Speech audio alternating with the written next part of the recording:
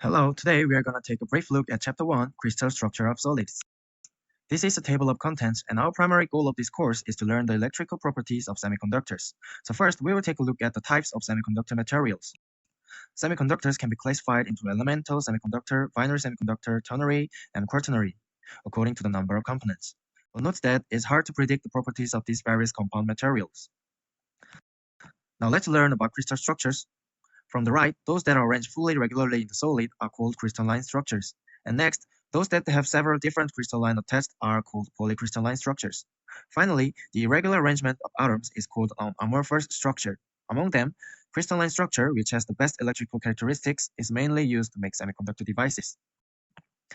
This is a drawing of the crystalline structure that we saw earlier. In fact, atoms are arranged in 3 dimensions, but we will explain them in 2 dimensions first for easier understanding. At this time, the unit of regular structure is called a unit cell, and the structure formed by repeating these unit cells is called a lattice. Therefore, the size of the unit cell in crystalline structure can vary widely depending on the person who's setting it up. And the smallest unit cell is called the primitive unit cell.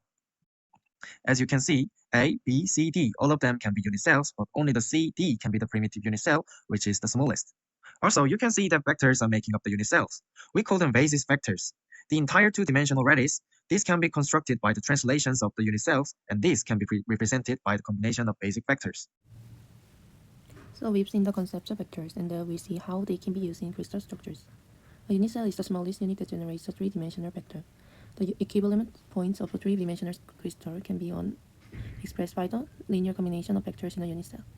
As I've been shown in yellow at the bottom, you can represent arbitrary points by linear combination of vectors. There are 3 examples of basic crystal structures: simple cubic, body-centered cubic, and face-centered cubic. I'll describe them one by one.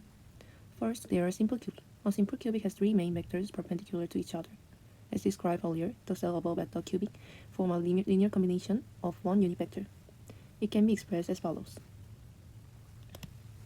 The body-centered cubic structure is a crystal arrangement where each cube-shaped unit cell has an atom as its center and one atom at each of 8 corners. Counting the atoms, the corner ones are shared with 8 other cells, each contributing 1/8 of an atom. Totally 1 atom from the corners plus the 1 atom at the center, making up 2 atoms per unit cell. Finally, it's a face-centered cubic structure. As the name suggests, a new point is added to the center of its face. A total of 4 atoms are placed in a single unit cell. The image shows 2 different ways to represent the arrangement of atoms in a face-centered cubic structure. So how do unit cells and primitive cells differ? Let's take a look at this using the FCC as an example. A unit cell is a basic repeating unit that makes up a crystal. In the FCC structure, the unit cell reflects the full symmetry of the crystal. A primitive cell is the tiniest block that, when repeated, make up the crystal pattern. For the FCC type, it looks like a titled cube formed by lines connecting in the middle atoms of its face. It has the fewest atoms required to show the pattern of the crystal. Both the unit and primitive cells are ways to describe the same crystal, just in different styles. The unit cell is easier to picture, while the primitive cell shows the simplest version of the crystal structure. Knowing about this helps us understand how crystals are built from atoms. Let's move on to the diamond structure and zinc friend structure. Almost the unit cell structure of semiconductors is a diamond unit cell. It seems complex, but actually it is simple. Let's see the part marked by the dotted line. It is tetrahedral structure. Using 4 tetrahedral structures, we can construct diamond structure unit cell. We can understand the diamond structure in another perspective too. Diamond structure is based on the FCC structure with the 4 atoms shown at it. These 4 atoms located position where the FCC atoms move by A/4. The unit cell or compound semiconductor is mostly the zinc friend structure. Zinc friend structure has the same structure as diamond structure. However, if the 4 positions that we talked about the last right contain different elements, we call this unit cell a zinc friend structure. Many solids have structures that atoms are arranged very and regularly, and these are called crystals. An important condition for these crystals is that they must all look the same, even if you look around at any location of the lattice point. A lattice that satisfies this condition is called a Rabi's lattice. There are only 14 types of Rabi's lattice that exist in 3 dimensions, and you can see that all lattice on the slide. By the way, impurities can exist in the crystal lattice. It sounds like bad, but actually we can increase the conductivity of semiconductors by adding impurities. We call that process doping. Now let's move on to the Miller index. The Miller index is a representation of a crystal plane in space.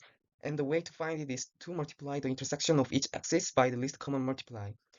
You can represent the crystal plane by writing this in parentheses. If it is parallel without intersections, consider it infinite and think of it as the reciprocal zero. If it is negative, use the bar without minus.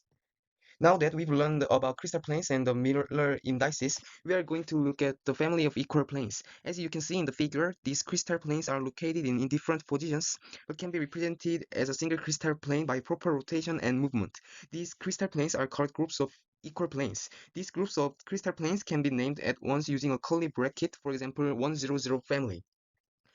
Next, let's move on to the surface density. The surface density can be obtained by dividing the number of atoms present in the crystal plane by the area of the crystal plane. Here, A is the lattice constant, which is usually given with its own condition. Finally, we are going to learn about Miller indices for directions. Miller indices for directions are notations that are used in crystal structures to indicate specific directions. In this way, we first define the components of each x, y, z axis of the vector indicating directions, and then we multiply the appropriate numbers so that the three numbers become non-negative integers. These transformations can be written using a square bracket. Similar directions can also be written using a triangular bracket. If you want to remember all these nominations, please note the summary table below. Now let's move on to the Q&A. I'll just say the answer part for time reasons.